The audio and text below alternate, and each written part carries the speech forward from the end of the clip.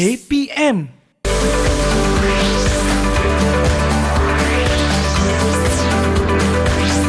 Didik TV KPM.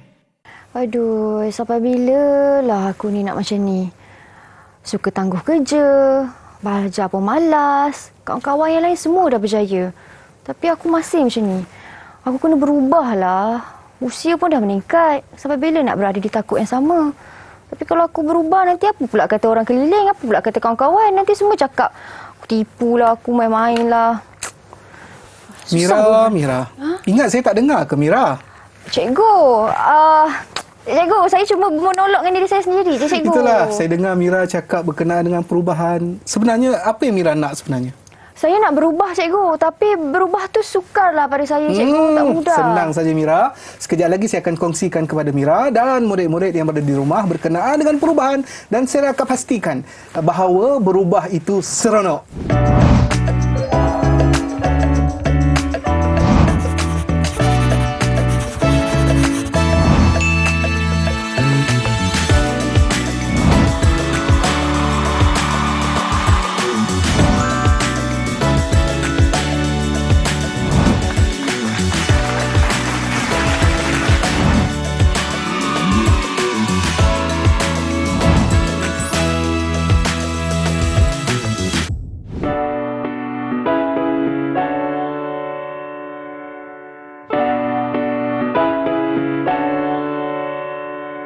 Assalamualaikum dan salam sejahtera kepada semua yang sedang menonton. Anda sedang menonton Kaunseling di Didik TV KPM. Saya Syamira Nazir. Hari ini kita nak sama-sama motivasikan diri kita untuk kita dengarkan topik yang sangat menarik, iaitu berubah itu mudah. Dan bersama dengan kita hari ini Cikgu Abdul Muiz yang merupakan guru bimbingan dan kaunseling yang akan berkongsikan kepada anda semua rahsia dan juga cara yang sebenar untuk berubah, untuk memastikan perubahan itu tidak sukar. Assalamualaikum cikgu, apa khabar? Waalaikumsalam warahmatullahi wabarakatuh, Mira. Apa khabar Mira hari ini? Sihat saya ke? Sehat dan sangat ceria, cikgu. Kita tengok kita agak sendodor hari ini, cikgu. Sendodor warna biru kan? Sama biru. Biru menenangkan orang kata. Baik. Cikgu, orang kata berubah tu sebenarnya sukar. Susah nak berubah ni. Bukan mudah. Kalau mudah, pasti ramai yang sudah berubah. Tapi kerana kesukaran itu yang membuatkan orang rasa lebih selesa untuk berada di takut yang sama. Di orang kata posisi diri yang sama. Jadi sebenarnya cikgu, senang ke susah berubah ni? Okey, terima kasih Mira. Bismillahirrahmanirrahim. Assalamualaikum warahmatullahi wabarakatuh. Padu, apa khabar murid-murid yang menonton saya pada hari ini? Alhamdulillah, saya Abdul Muiz bin Muhammad Rusli, bertugas sebagai seorang guru bimbingan dan kaunseling di Sekolah Menengah Kebangsaan Sungai Besar. Terima kasih kerana bersama saya dalam rancangan kaunseling di TV KPM. Terima kasih Mira atas soalan yang saya kira cukup hebat. Baik murid-murid yang berada di rumah sekarang ini, apabila kita bercerita tentang perubahan, soalan yang ingin saya lontarkan kepada anda semua, berubah tu seronok ke tak seronok? Mira, macam mana Mira? Perubahan tu seronok ke tak? Sebenarnya perubahan itu seronok, cikgu. Terutama sekali apabila kita berubah ke arah yang lebih positif. Betul. Tetapi Mira, untuk kita mulakan perubahan itu sebenarnya tidak seronok. Kenapa tak seronok? Murid-murid sekalian, perubahan itu tak menarik, perubahan itu tidak menggembirakan, perubahan itu mungkin tidak, orang kata apa, menyenangkan kita. Sebab apa? Sebab kita dah selesa dengan apa yang kita buat. Sebagai contoh, kalau saya minta lah murid-murid yang sedang duduk ataupun mungkin sedang berbaring sekarang ini, bangun, melompat-lompat, berlari dan sebagainya. Agak-agak apa yang murid-murid rasa? Alah, kenapalah nak kena bangun? Alah, kenapalah nak kena melompat dan sebagainya? Sebab apa? Sebab kita dah selesa dengan apa yang kita buat. Betul. Sebab itulah perubahan itu tak menarik, perubahan itu tak seronok, perubahan itu tidak menggembirakan. Tetapi hakikat dan realitinya, perubahan itu tetap akan berlaku walaupun kita tak suka. Sebagai contoh, katakan tadi bangun pukul berapa? Bangun pukul 6. Lepas itu solat pukul berapa? Pukul 6.30. Kemudian pukul 7 buat apa? Pukul 7 adalah aktiviti-aktiviti lain. Dan sekarang pukul berapa? Dah petang dan sebagainya. Kan murid-murid sekalian? Maksudnya perubahan itu tetap akan berlaku walaupun kita rasa tak seronok. Dia kadang-kadang macam ni Mira. Bila dah tingkatan 5, kadang-kadang kita dengar mak kita kata, kenapa tak berubah lagi? Kau ni umur dah banyak dan sebagainya. Betul. Sebab perubahan itu tak menarik dan kita dah terlampau selesa dengan apa yang kita ada. Jadi hari ni sebab itu saya datang ke sini bertemu dengan Mira serta penonton-penonton, murid-murid yang berada di rumah untuk kita berceritakan, untuk kita promosikan bahawa perubahan itu sebenarnya menarik, perubahan itu sebenarnya menggembirakan, perubahan itu sebenarnya menyeronokkan. Yep. perubahan itu menarik, menggembirakan, menyeronokkan. Tapi masa bila pula yang sesuai untuk kita berubah ni? Bangun tertidur, bangun pap. Okey, hari ni nak jadi orang lain. Cing, bertukar jadi orang lain. Tak semudah itu, cikgu. Betul. Jadi bila orang kata masa yang tepat dan sempurna lah bagi sesebuah perubahan itu dapat dilakukan? Baik Mira, bila kita bercerita ataupun ditanya bila waktu sesuai untuk kita berubah, saya nak kongsikan kepada anda semua, para penonton, malah Mira sendiri, saya nak kongsikan kepada anda semua berkenaan dengan sifar 5M. Perubahan bila dan bagaimana untuk kita berubah. Baik, yang pertama sekali ialah kita mulakan dengan apa yang kita mampu. Baik. Sebagai contoh murid-murid sekalian, katakan kita nak mulakan senaman. Kita nak mulakan senaman. Bila kita sebut tentang bersenam, mungkin apa yang terfikir di fikiran kita mesti ada, mesti pergi gym, mesti kena angkat besi berat-berat, mesti kena berlari, mesti kena skipping dan sebagainya. Tetapi saya nak kongsikan kepada anda, bila kita mulakan perubahan dengan perkara yang sukar, perubahan itu tidak akan bertahan lama. Sebab apa? Bila kita rasa susah, bila kita rasa sukar, kita akan give up. Kita akan, orang kata, menyerah. Aku tak nak buat lagi dan sebagainya. Jadi apabila kita bercerita tentang perubahan, kita mulakan dengan apa yang kita mampu. Sebagai contoh, kalau kita nak bersenam, kita boleh mulakan dengan jalan kaki dulu, Mira. Kan, kita mulakan dengan jalan kaki. Bila kita dah selesa dengan kita berjalan kaki, setiap petang kita dah istiqomah jam 5 petang lepas asar, aku dah mula jalan kaki selama sebulan, 2 bulan, 3 bulan dan sebagainya. Bila kita dah rasa selesa, perubahan itu akan berlaku sendiri, Mira. Kan, bila kita dah berjalan kaki, kita rasa alamak, rasa macam dah tak best jalan kaki, aku nak kena berlari. Yes, secara automatik kita akan menolak diri kita untuk berlari pula selepas itu. Baik, yang kedua murid-murid sekalian, kita mulakan dengan apa yang kita ada. Sebagai contoh, kalau kita nak belajar, kita nak baca buku, kadang-kadang kita terfikir kan, oh aku tak ada buku rujukan, aku tak ada alat tulis yang lengkap, aku tak ada itu, aku tak ada ini, aku tak ada gadget, aku tak ada talian internet dan sebagainya kan. Jadi aku tak boleh nak buat apa yang aku kena buat. No, tidak, murid-murid sekalian. Bila kita sebut sahaja tentang perubahan, kita kena mulakan dengan apa yang kita ada. Sebagai contoh, sebagai seorang murid yang belajar di sekolah, perkara pertama ataupun kitab utama yang menjadi rujukan kita apa dia? Buku teks. Kenapa tidak kita jadikan buku teks itu sebagai sumber utama kita untuk kita belajar? Kan, Mira, kan? Tak perlu lagi kita nak tunggu, oh aku kena ada buku itu, buku ini dan sebagainya, baru aku nak mula belajar. Kita ada buku teks, kita teruskan belajar menggunakan buku teks, insya-Allah itu pun sudah cukup lengkap untuk diri kita. Yang lain itu hanya sekadar apa dia?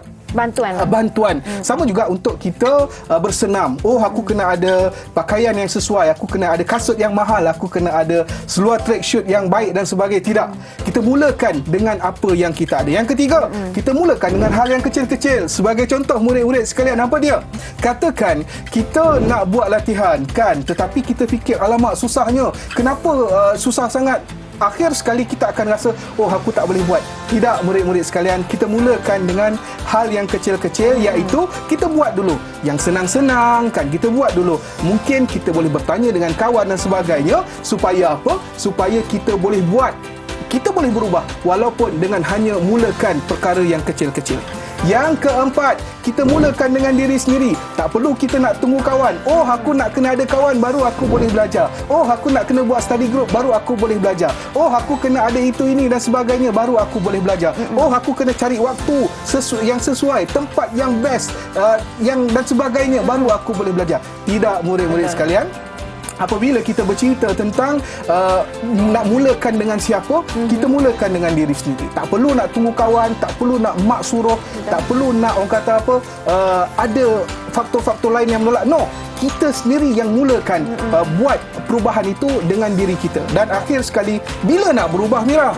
Jawapannya mudah saja. Tak perlu kita tunggu esok, tak perlu kita tunggu minggu depan, tak perlu kita tunggu lepas raya dan sebagainya. Kita mulakan sekarang. Perubahan itu bermula dari bila? Dari sekarang. Dari siapa? Diri kita sendiri. Bermula sekarang daripada diri kita sendiri, cikgu. Semua cikgu dah jawab. Selepas ini kita nak tanya cikgu lebih banyak lagi tentang konsep perubahan ini. Bagaimana cara untuk kita betul-betul mencapai, saya dah berubah, saya tak nak patah balik ke belakang dah. Saya nak terus ke depan. Konsisten tu. Saya nak tanya cikgu selepas ini, tapi jangan ke mana-mana, kita berhenti berehat seketika.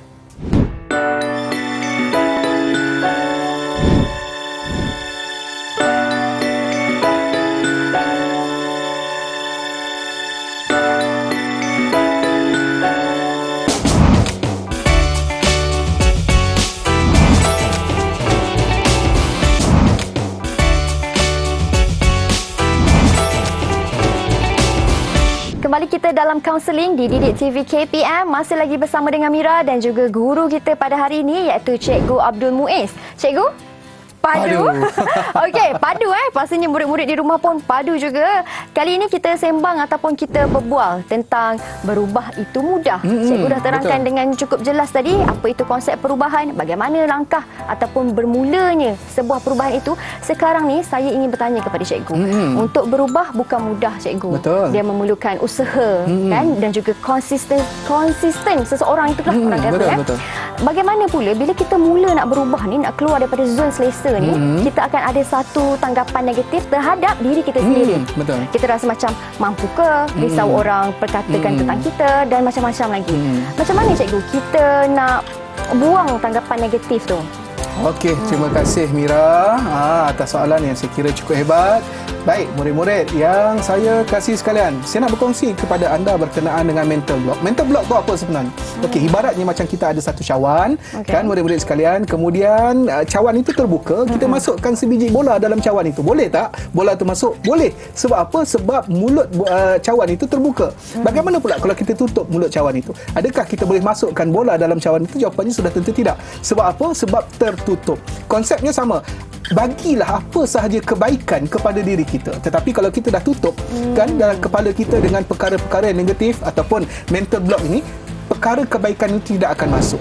Baik, saya nak kongsikan kepada anda berkenaan dengan mental block dan bagaimana apabila kita cabut satu persatu berkenaan dengan mental block ini, dia akan memberi kejayaan kepada diri kita. Yang pertama, apa dia? Jangan label diri kita ataupun bad image. Kenapa saya katakan jangan label diri kita? Murid-murid sekalian, apabila diminta untuk berubah, berbuat sesuatu dan sebagainya, kita akan kata apa? Oh, aku tak boleh buat. Oh, aku tak mampu dan sebagainya. Murid-murid sekalian, sebaik sahaja kita melabel diri kita, kita telah menjatuhkan self-esteem diri kita. Hakikat dan retinya, kita adalah merupakan seekor helang yang gagah, tetapi kerana kita merasakan bahawa kita tak mampu, kita dah jatuhkan nilai diri kita sendiri, maka hakikat dan retinya kita bukan lagi seperti seekor helang, mungkin jadi seperti seekor ayam. Baik murid-murid sekalian, apabila kita bercerita tentang bad image, tolong jangan label diri kita aku tak boleh, aku tak mampu, aku tak kuat, aku tak handsome, aku tak cantik, bapa aku tak kaya macam bapa engkau kan, rumah aku tak besar. No. Murid-murid sekalian, yang memberi kejayaan itu ialah apa dia? Diri kita sendiri. Sebagai contoh, sebiji belon kan, yang menaikkan belon itu bukan rupa bentuk belon tu, Mira ya. Yang menaikkan belon ialah gas yang ada dalam belon. Kita letaklah apa sahaja gas yang sesuai dalam belon itu, insya-Allah belon itu akan naik. Sama juga dengan diri kita. Yang orang kata apa? Memberi ataupun menunjuk jalan kejayaan itulah diri kita sendiri. Bukan mak ayah kita kaya, bukan rumah kita besar, kereta mak ayah kita menjala dan sebagainya, bukan. Jadi murid-murid sekalian, tolong jangan label diri kita dengan perkara-perkara yang negatif. Bila disuruh, insya-Allah aku mampu dan insya-Allah aku boleh belajar. Yang kedua, bad environment ataupun persekitaran yang tidak membantu. Sebagai contoh, apakah persekitaran yang tidak membantu itu? Seperti media sosial kan, Twitter, Facebook dan sebagainya. Kadang-kadang kita berada di kawasan yang negatif ataupun kita berada di kawasan yang toksik. Jadi murid-murid sekalian, apabila kita berada dalam kawasan yang toksik kan, disuruh oleh kawan-kawan, contohnya kita nak belajar, tak payahlah kau belajar dan sebagainya, kita patut keluar daripada persekitaran yang negatif itu. Kita cari satu persekitaran yang positif untuk orang kata apa, menaikkan semula diri kita. Saya teringat kepada satu kisah Mira kan, kisah dulu yang bagaimana seorang lelaki telah pun membunuh 99 orang. Saya rasa Mira pun pernah dengar cerita tu kan. Dia dah bunuh 99 orang. Kemudian dia bertanya kepada seorang alim, katakan, "Tuan, saya dah bunuh 99 orang. Adakah saya akan taubat saya akan diterima?" Jawapannya, "Tidak," katanya. "Engkau akan dimasukkan dalam neraka." Akhirnya lelaki itu bunuh orang alim itu, menjadikan telah membunuh 100 orang. Kemudian dia bertanya lagi kepada orang alim yang lain, "Tuan, saya dah bunuh 100 orang. Adakah taubat saya akan diterima?" Apa kata orang alim itu? "Boleh, dengan syarat kau kena pergi ke satu tempat di mana tempat itu ada ramai orang baik. Kau belajar di situ, kau jadi orang baik. InsyaAllah taubat kau akan diterima." Dalam perjalanan Mira kan, dalam perjalanan tiba-tiba ditakdirkan Allah Subhanahu Wa Taala dia meninggal. Kemudian malaikat orang kata berebut nak bawa dia masuk ke syurga ataupun neraka. Akhirnya diukurlah jarak dari tempat yang asal ke tempat yang baik. Mana yang lebih dekat? Hanya kerana sejengkal membuatkan ataupun memisahkan dia antara syurga dengan neraka. Nampak tak? Apabila kita keluar daripada toksid, persekitaran yang toksid, insya-Allah dia akan membantu diri kita untuk menjadi lebih baik. Yang ketiga, bad experience, pengalaman yang lampau. Tolong jangan terperangkap dengan pengalaman yang lampau. Sebagai contoh, cikgu, saya dulu UPSR saya teruk, takkan saya nak dapat keputusan yang cemerlang dalam SPM. Cikgu, PT3 saya tak boleh. Cikgu, takkanlah cikgu nak harapkan saya menjadi seorang pelajar yang cemerlang dalam SPM. Tidak, murid-murid sekalian. Saya nak beritahu kepada anda, apa yang telah berlaku, biarkan berlaku. Sekarang ini kita nak jalan ke depan, kita nak mencipta satu kejayaan yang baru. Sebagai contoh, kita bawa kereta kan. Bila kita bawa kereta, cermin mana yang paling besar, Mira? Bawa kereta, cikgu? Ya, betul. Cermin depan, cikgu? Cermin depan lah yang paling besar kan. Cermin pandang belakang ada 3, tapi semua kecil-kecil, betul?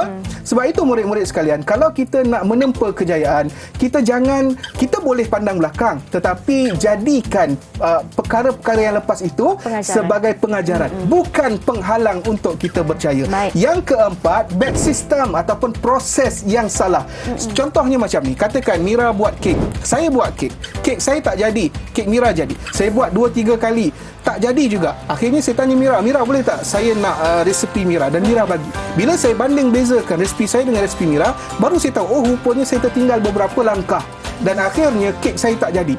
Bila saya tiru apa yang Mira buat, gunakan resepi Mira, alhamdulillah kek itu jadi dengan cantik dan sedap dimakan. Kan konsepnya sama murid-murid sekalian. Kalau kita mengulangi proses yang salah, setiap kali kita ulang proses yang salah, maka hasilnya juga adalah salah kan. Katakan saya ikut juga saya punya resepi, saya yakin resepi saya betul, tapi sebenarnya resepi saya salah, akhirnya kek saya tak jadi. Betul. Jadi murid-murid sekalian, bila kita nak berubah, kita cari seorang yang berjaya, kita cuba tiru. Kadang-kadang orang tanya, cikgu, kenapa kita nak tiru? No, kita bukan meniru apa orang tu buat, orang kata apa, sikap dia, tidak. Kita tiru konsep dia. Katakan dia semayang tahajud, kita tiru. Katakan dia berzikir, dia bersedekah dan sebagainya. Yes, kita tiru yang itu. Kita tak boleh nak jadi orang lain. Saya tak boleh jadi seperti Mira apatah lagi tak boleh jadi seperti saya kan. Jadi kita tiru langkah-langkah untuk berjaya. Mudah-mudahan insya-Allah kita juga akan berjaya. Yang seterusnya ialah bad reference ataupun rujukan yang salah. Bila kita memberi ataupun kita mendapatkan rujukan yang salah, maka hasilnya juga salah. Sebab saya teringat dulu saya nak menjadi seorang peguam kan. Bila saya bertanya dengan senior saya yang menyambung pengajian di diploma undang-undang, saya tanya dia, susah ke? Dia kata susah. Aku ini hampir ditendang kan, sebab aku tak mampu nak bawa.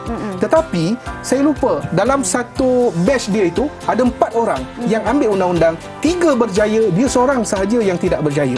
Apabila saya mendapatkan rujukan yang salah daripada dia, akhirnya cita-cita saya untuk menjadi seorang peguam lebur kan. Bukanlah nak menidakkan kuasa Tuhan, tidak.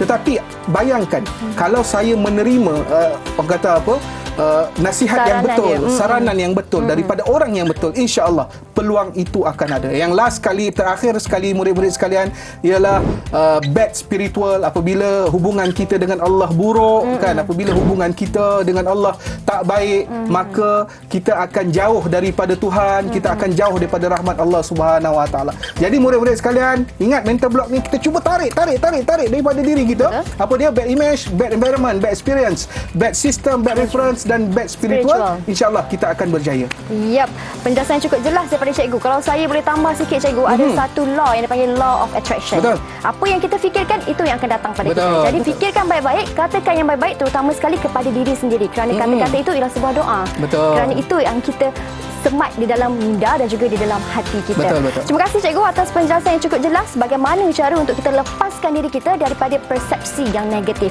Selepas ini kita akan tanya pula kepada cikgu tentang perubahan juga, tetapi bagaimana untuk kita rasa selesa dengan perubahan yang baharu. Kita berhenti berehat seketika cikgu. Kita kembali selepas ini, jangan ke mana-mana.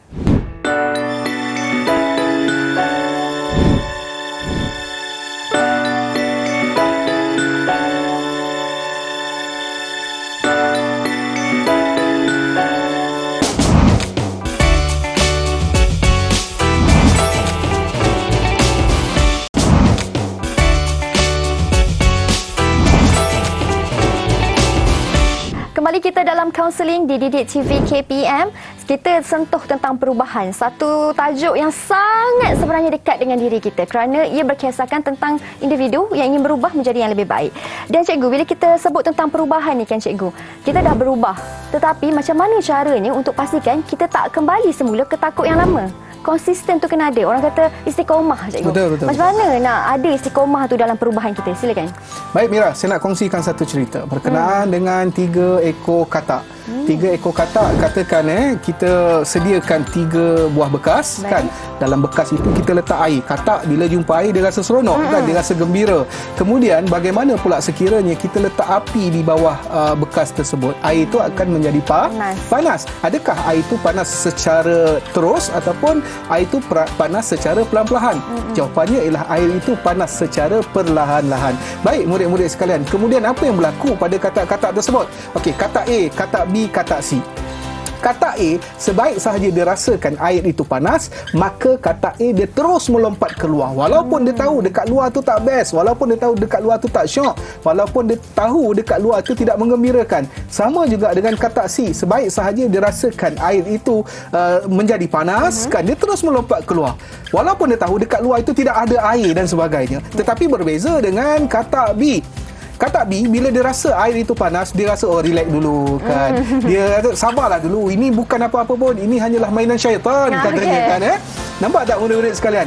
Dia tidak bersedia untuk melakukan perubahan. Kemudian apabila air itu semakin lama semakin panas, air itu semakin lama semakin panas, air itu semakin lama semakin panas, apa yang berlaku kepada katak-katak itu? Agak-agak miralah apa yang berlaku kepada katak A, katak B dan katak C. Alamak, kalau mereka tak keluar daripada bekas tu, cikgu, masih di dalam air yang panas itu, matilah dia. Okey, mati. Agak katak mana yang hidup, katak mana yang mati? Kita main teka-teki sikit. Tadi katak A keluar ke, cikgu? Maksudnya katak A selamat. Katak C pun keluar. Katak C pun selamat, katak B yang mati. Okey. Jawapannya ialah katak B dan katak C mati. Kenapa, cikgu? Kenapa? Baik, saya nak kongsikan kepada anda. Katak C, bila dia dah keluar, dia tak rasa gembira dekat luar. Jadi dia lompat semula ke dalam. Kan, dia lompat semula ke dalam. Bila dia dah lompat semula ke dalam, tanpa dia sedar, air pada waktu itu tengah panas.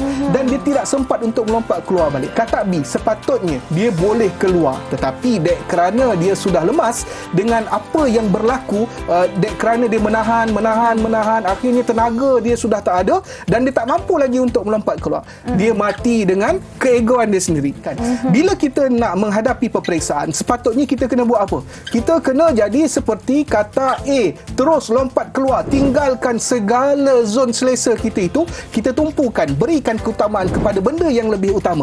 Tetapi bila kita menjadi seperti katak C, katakan, kita dah tinggalkan, kan, permainan video dan sebagainya, tapi kita rasa tak selesa. Kesudahannya apa berlaku? Kita kembali main semula. Sebab media sosial ni dia berhantu sikit, Mira, kan? Betul. Kita kata macam nak main 1 minit, nak main setengah jam, rupa-rupanya dah 2 jam. Kita leka, kan? Kita leka. Sebelum tidur kita main sekejap, rupa-rupanya dah pukul 2-3 pagi. Tanpa kita sedar, kita dah menghabiskan masa kita kepada benda yang tidak sepatutnya. Sama juga dengan katak B. Katak B sepatutnya dia boleh keluar lebih awal. Waktu dia kuat, waktu dia mampu untuk berubah. Tetapi bila dia dah leka dengan apa yang dia rasa, kan, dia tak mampu lagi nak keluar, kesudahannya dia kecundang. Jadi murid-murid sekalian, jadilah seperti katak A, insya-Allah kita akan berjaya. Betul. Konsepnya ialah memang betul berakit-rakit ke hulu, berenang-renang ke tepian. Bersakit-sakit dahulu, bersenang-senang kemudian. Konsepnya mudah, kan, apabila kita dah berniat untuk berubah. Teringat kepada satu firman Allah Subhanahu Wa Taala dalam surah Ali Imran, fa idza azamta fatawakkal 'ala Allah. Apabila kita dah berazam, maka kita bertawakal kepada Allah. Insya-Allah bila kita dah tetapkan niat kita untuk berubah, kita letakkan pengharapan kita kepada Allah Subhanahu Wa Taala, ya Allah, bantulah aku untuk berubah, insya-Allah kita akan berubah.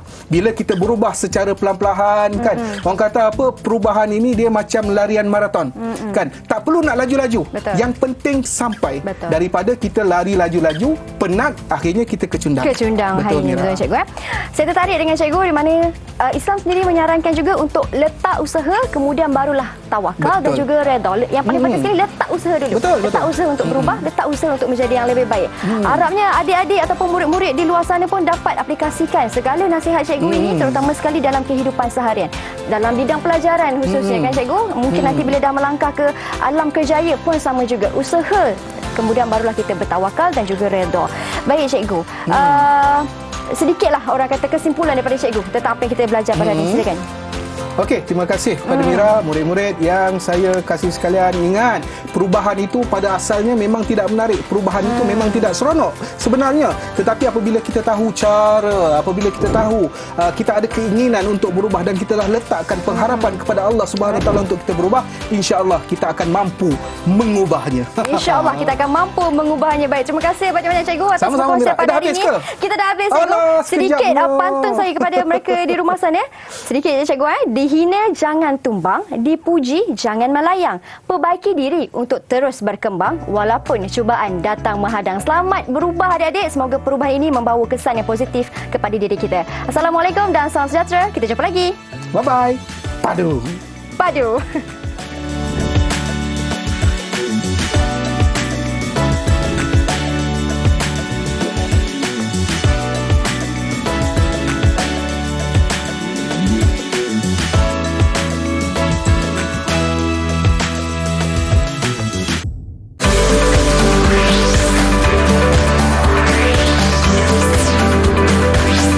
Didik TV KPM.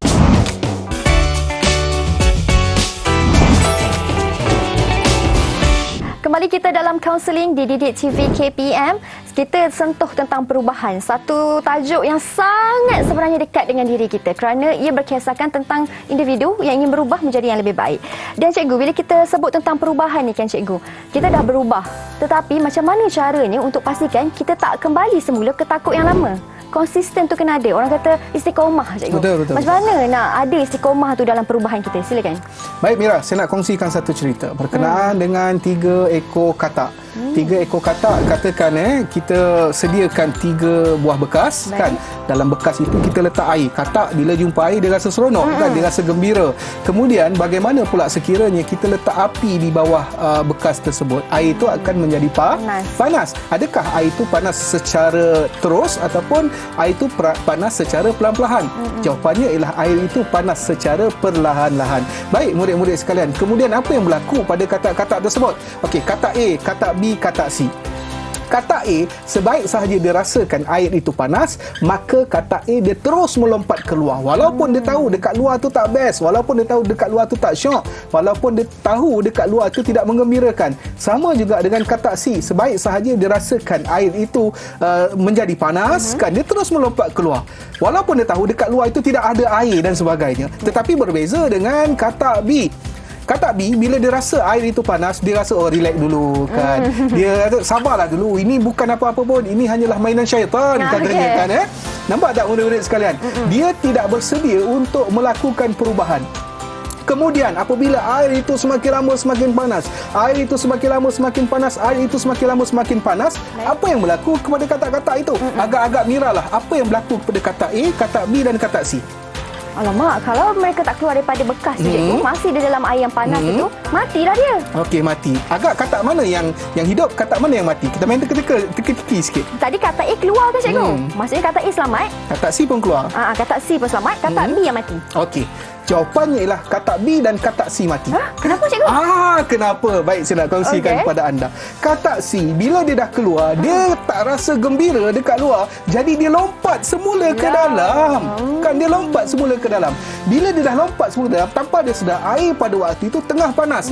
Dan dia tidak sempat untuk melompat keluar balik. Katak B, sepatutnya dia boleh keluar. Tetapi dek kerana dia sudah lemas dengan apa yang berlaku, dek kerana dia menahan, akhirnya tenaga dia sudah tak ada dan dia tak mampu lagi untuk melompat keluar. Dia mati dengan keegoan dia sendiri kan. Bila kita nak menghadapi peperiksaan, sepatutnya kita kena buat apa? Kita kena jadi seperti katak A, terus lompat keluar, tinggalkan segala zon selesa kita itu, kita tumpukan, berikan keutamaan kepada benda yang lebih utama.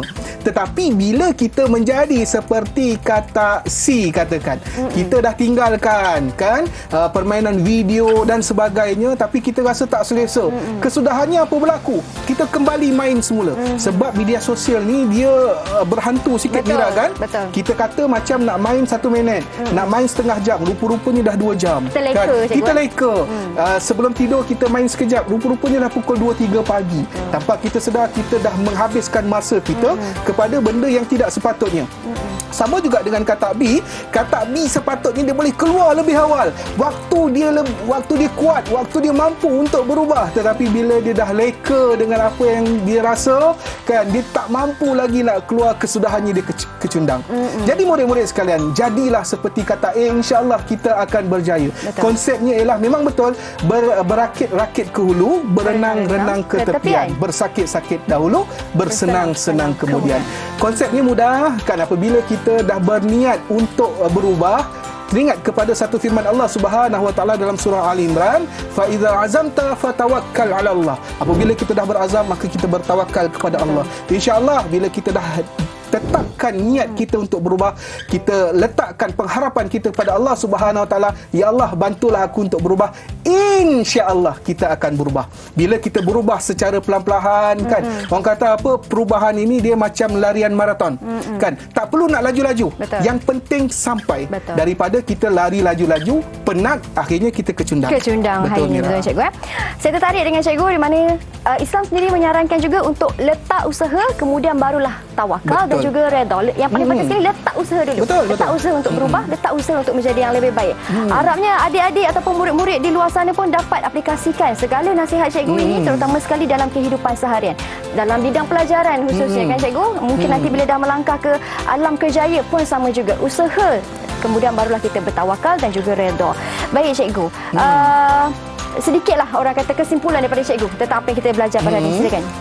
Okey, terima kasih kepada Mira, murid-murid yang saya kasih sekalian. Ingat, perubahan itu pada asalnya memang tidak menarik. Perubahan itu memang tidak seronok sebenarnya. Tetapi apabila kita tahu cara, apabila kita tahu kita ada keinginan untuk berubah dan kita dah letakkan pengharapan kepada Allah Subhanahu Wa Taala untuk kita berubah, insya-Allah kita akan mampu mengubahnya. InsyaAllah kita akan mampu mengubahnya. Baik, terima kasih banyak-banyak cikgu atas Sama-sama, perkongsian Mira. pada Dah hari habis ini. ke? Kita dah habis, cikgu. Alah, Sedikit sekejapnya. pantun saya kepada mereka di rumah sana. Sedikit je, cikgu. Dihina jangan tumbang, dipuji jangan melayang. Perbaiki diri untuk terus berkembang walaupun cubaan datang menghadang. Selamat berubah, adik-adik. Semoga perubahan ini membawa kesan yang positif kepada diri kita. Assalamualaikum dan salam sejahtera. Kita jumpa lagi. Bye-bye. Padu. Padu.